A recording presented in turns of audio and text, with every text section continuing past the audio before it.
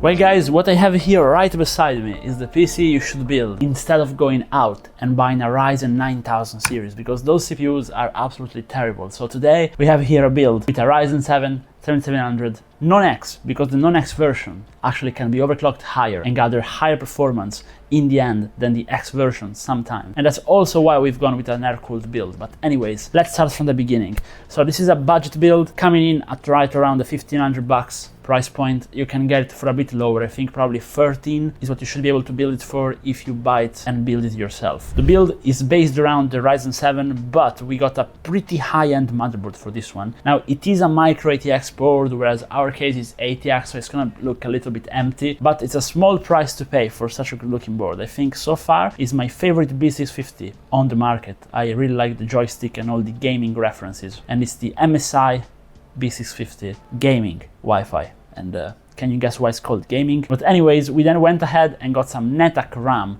DDR5 4800 MHz RAM. Now it is their entry-level cheapest RAM, non-RGB, but again, it's very cheap, and it's why we bought it. So if you're only gaming, 16 GB is actually gonna be plenty fine. So no need to spend more, and if you don't like the RGB, black is fine. And for this build, I wanted to go with a bit less of the old aquarium-like cases full of RGB that we've been doing lately on the channel. So I wanted to stay a bit more traditional. We then went with Montech for the SSD as well, with their NI7000 drive.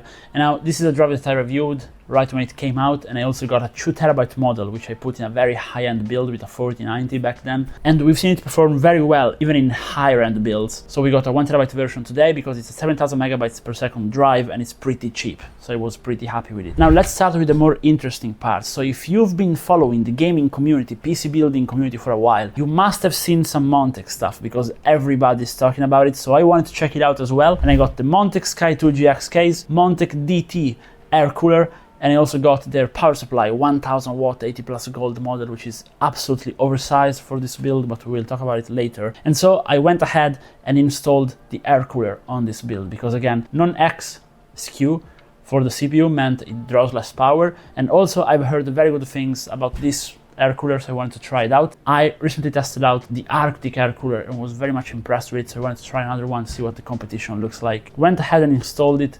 Installation was relatively easy. It's a very traditional air cooler, nothing too much new about it, honestly, aside from the RGB on top, which looks nice. Also kind of reminds me of the Cryorig cooler, which I've recently featured on the channel. And yeah, the fan was a bit tricky to install over the RAM, but that's always the case with high profile RAM. If you're going with air cooler, sometimes it's better to get low profile RAM, which is simply RAM with lower heatsink. Sometimes it's better, but we mounted it and it was pretty nice. So it was at this point in time to mount everything into the case. And now the case, Sky 2 GX, everybody's talking well about it, and I can see why. It is a standard mid-size case with a lot of 2024 features. So you can actually expand the side close to the motherboard and go ahead and install 2 additional fans there, bringing the total fans count to 9.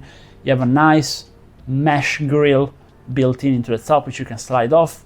And even the PSU shroud is mesh, and you can actually take it off by itself if you want. So lots of features for a standard case. Also the cutouts are slightly angled, which makes cable management a lot easier, especially like this cable here for the GPU. I think that one looks absolutely great. And it even supports massive extended ATX boards like dual Xeons boards, which actually I really wanted to do a build with a dual Xeon here, but I went with a more traditional one to give the case more exposure. But the case from Montech is crazy. Like, if you have to be completely honest, the CPU cooler I like, but it's pretty normal. But the case is crazy. I can see why everybody is using it and talking about it, especially because Montech makes for pretty cheap hardware. Like, this is not stuff you're gonna overpay for due to the brand, which is probably the most important thing for me here at ImWateringPSUs, value for money. So, but anyways, with the case installed, I went ahead and opened up the PSU, and now the PSU feels premium.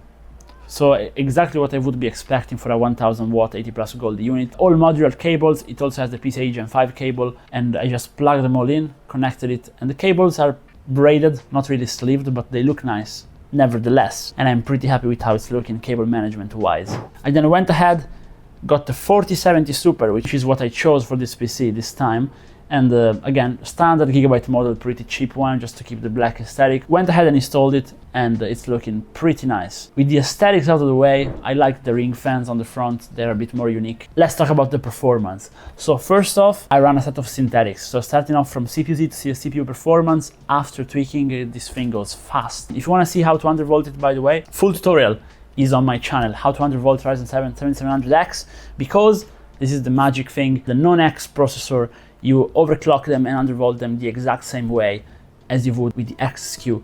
So it's the same, just you know, PBO, negative offset, temp limit, same thing as usual, right? Then I tested the cooling capacity of the cooler in Prime 95, and yeah, it's running pretty well. I think the cooler is great. The only thing, like the only issue is I think the front fans are a bit noisy, and I put them to the minimum I could with the MSI motherboard without having it freak out. But they are still a bit noisy, but the cooler is silent, so the cooler performs well, which is also what we've seen running Firestrike for a full synthetic overview of the system. And now the score was absolutely great. Again, the score is after tweaking the PCs, so after undervolting, as I show on the channel, which you can just go ahead and copy if you want. And so we got quite a bit extra performance, which explains why we're close to the top scores out there. We then went on to gaming, and now gaming also is doing pretty well. I ran Warzone 1080p, and that was doing 190 average FPS, which is pretty good. And on Apex, of course, you can play just well over 240 Hz 1080p. This is a beast of a computer. Actually, I think it's more geared toward 1440p more than 1080p. Honestly, I think you should play there. And you can also play at 4K with DLSS with decent performance, or if you want to play esports title at high refresh rate. So with that said, what are the plus of doing a build like this as opposed to getting the best CPU in my opinion at the moment, which is the Ryzen 7 5700X3D? Well, this thing grants you more upgradability, which is also why we've gotten that 1000 watt power supply, because this way you have a lot of headroom for your GPU in the future. You can slot maybe a 9000 CPU with X3D V-Cache if they come out and are decent. Don't buy the 9000 series flat CPUs, they're not the best. You can get Gen 5 drives, you can get DDR5 at higher speed. Again, you're pretty much building a very entry-level, modern PC, which will be very easy to upgrade, especially thanks to how many features and ease of upgradability the case has, the PSU has, and just how much space there is. And that's pretty much the idea behind it. It is future-proofing this build a little bit. If you want to get just the best value for money, I recommend, again, you go check out my Ryzen 7 5700X3D build and maybe swap out the GPU for a bit better one if you have more budget. But this, easy to upgrade. Montech stuff, I liked a lot. NetApp stuff, we already knew it was good. It's cheap and it runs well. There's really not much more to say about NetApp, and also the design of the SSD is really cool. So all in all, I'm happy about it, but let me know, just be honest guys, if you don't like the aesthetics, if you think I should have changed the fans, have done something different, let me know so I can improve. And if you liked it, drop a like and a sub, and even if you don't like it, maybe, you know, if you want to stick around, see if I improve, maybe subscribe to the channel still, and I hope to see you guys again in another video. Bye.